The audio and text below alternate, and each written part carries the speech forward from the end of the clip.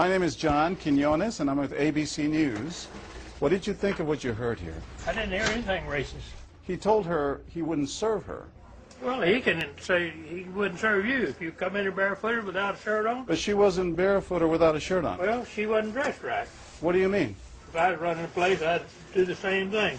You wouldn't let Muslims shop at your store? I sure wouldn't.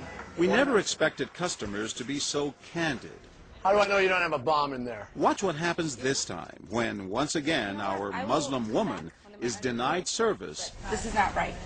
And again leaves. I mean, we reserve the right to not serve. That's right. Certain kind. That's right. That's, you know, I appreciate seeing that. I think that's the first time I've ever seen that. He not only commends the man behind the counter for his discriminatory behavior, but he gives him the thumbs up, not once, but twice, Good job. All right. as he leaves. Can I talk to you, sir, for a second? But when I approach, So we're with ABC News. there is no thumbs up for me. We staged a little experiment in there to see how people would react to that kind of attitude. You're not an American. I am an American. That man took it a bit farther, telling me I'm not an American. He was threatened.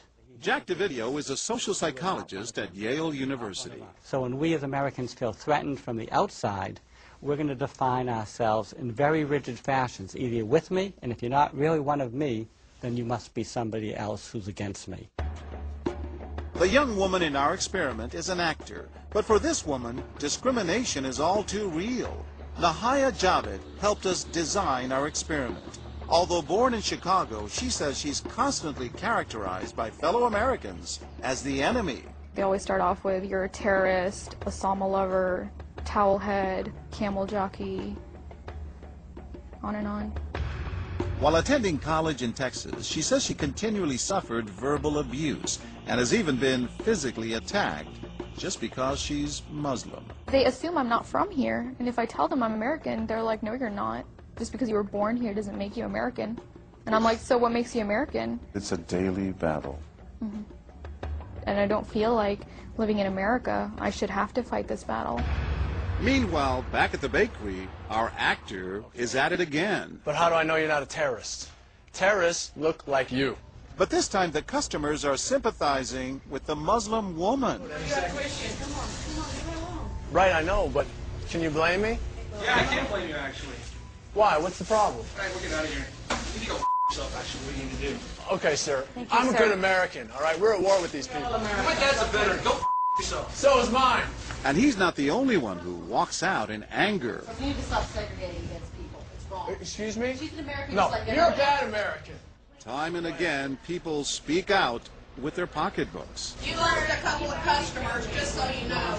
But look what happens when this man threatens to leave. You're not a good American, sir. I believe I am a good American. My son just came back from serving in the Army for over a year in Iraq, and that has nothing to do with her rights. I understand. Thank you, sir. And I hear what you're saying. But I can't believe you would be so discriminatory. I'm deeply offended by that. I'm sorry to offend you, sir, but I've got to live with myself. Seething, the man vows to fight back. I will let people know this. I've stopped here every time I come by this place, and I'll never stop here again. Why did folks get so upset? They saw an injustice. It's justice that binds us together. It's justice that makes us a society. Any threat to that kind of sense of justice and fairness undermines the entire system. You're really not going to serve her because No. of what she's wearing? No, I'm not. Perhaps that's why more customers are outraged by our actor's hateful behavior than approve of it. You're not dressed like an American. I don't know But what no you have. one is more persistent than these two young women who can't believe what they're hearing. Take your jihad, take it back out to the parking lot. Excuse me? I mean, I got to protect my customers, okay? You're really offensive and disgusting. Well, I'm sorry. I'm just trying to protect Thank you. you here. Thank because you. we You're don't know what's sick. going on. Like that doesn't mean anything. This is a different How do you know? culture. You are These people so are trying to ignorant. kill It's Americans. disgusting. is my culture. So you're ready to serve me, but you're not ready to serve her? You're obviously dressed like an American. Big deal. She's Muslim. And unlike the others, they don't just leave in anger. They stand their ground. So you're going to regulate what people wear? Yes, because I Are believe you the the degree manager? of... No, I'm not the manager. Can I speak to your manager? I'm John Quinones with ABC News. It's only when we catch up with our heroines that they finally let their guards down. I'm with my friend who's, Muslim, and I've just seen how people treat them differently, and it really hurts me. Just watching them stand up for what they believe in touches Professor Davidio. In a way, they defended America, and I was impressed by that, because they wanted this to be a just society, a just place, a just bakery. I'm John Quinones. And remember this man whose son served in Iraq? He's also moved to tears. Every person deserves to be treated with respect and dignity. No matter how In they're every dressed. situation, no matter how they're dressed. Never have we seen reactions so polarized, from a thumbs up for prejudice to an emphatic thumbs down. Go yourself.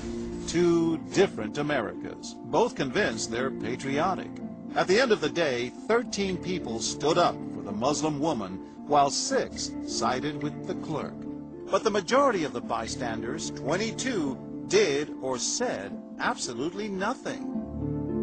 That's what's most frightening to Muslims like Nahaya, who was watching our experiment. In fact, so frightening that they often avoid going out by themselves. It's really sad because I'm old enough to be able to do things by myself. I shouldn't need a chaperone all the time. But that one time that I'm alone and something bad might happen, I'd rather be safe than sorry.